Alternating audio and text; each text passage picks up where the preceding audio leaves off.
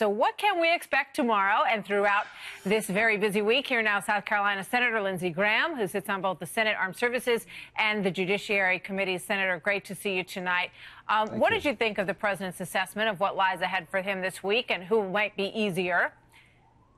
Well, Putin's trying to break NATO, and Trump's trying to make it stronger. He's got to push our NATO allies to give more.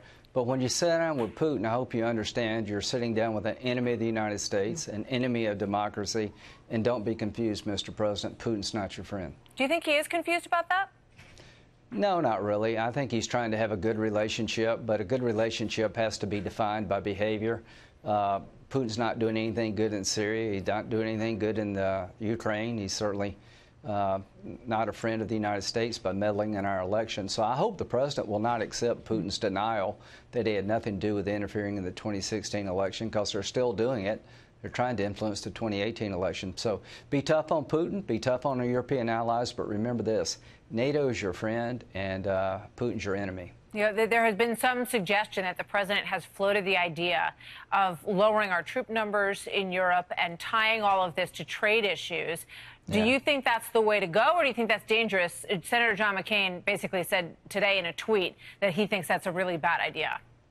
I think we need more troops in the Baltic regions, the border countries next to Russia who've been intimidated by Russia. I think we need to keep our presence in Europe. It's been stabilizing since World War II, but we need to reduce trade barriers between us and the Europeans. You can do two things at once. You can have a strong military alliance and fight like hell over trade, and I think we should do both. Have a strong military alliance, which means NATO members need to pay more. The president's right about that. They're not paying enough. So in terms of the other big news that happened last night, I know that you're very happy about Judge Kavanaugh. Yes. And the Women's March folks put out a press release, and perhaps, you know, they need a better fact checker, because this is the press release. It says, in response to President Trump's nomination of XX to the Supreme Court of the United States, the Women's March is releasing the following statement, which goes on to, you know, basically say that this person is a horrible person and that he's going to change the way that we see life here in America. I mean, pretty incredible, just blanket disapproval before they even knew who it was.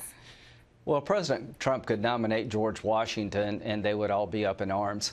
It seems to be that if you're running for president on the Democratic side in 2020 or thinking about it, you have to prove you're the most insane person when it comes to Trump nominees.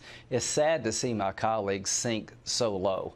This is a well-qualified nominee. He's lived an incredible life. He's one of the greatest conservative minds of his generation.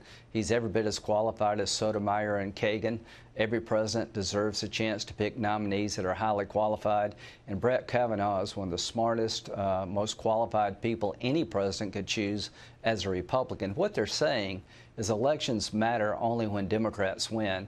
We're going to fight back in the Judiciary Committee. We're going to protect this man's good name, and he's going to get confirmed, and I predict Democrats will come on board, because you can't go to these red states and justify a no vote. He's just too well qualified. What do you say to those who express concern about the Russia investigation and that Judge Kavanaugh's history in protecting executive powers makes them believe that this was sort of a preventative move, that they feel that they're going to have a friend on the court if it ever comes to a question of impeachment for this president?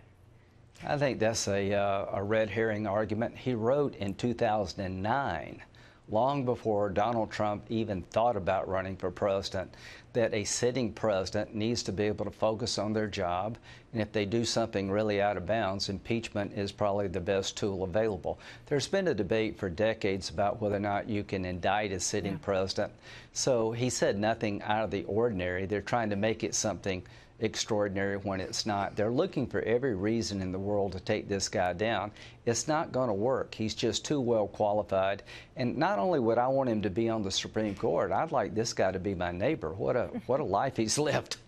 All right, I got to leave it there. But do you believe that he will pass in the Senate and that Murkowski and Collins will be on board? They're two very serious senators. I think they're going to look at him and say he's highly qualified. Yes, I believe not only will he pass with all Republicans, he's going to get a handful of Democrats. And it's sad that he doesn't get 95 or 100 votes. Used to be not this way, and I'm so sad to see the judiciary be beaten up like this, but he's going to get through. Justice Kennedy was approved 97-0. Senator Graham, always a pleasure to have you here. Thank you, sir. We'll see you soon. Thank you.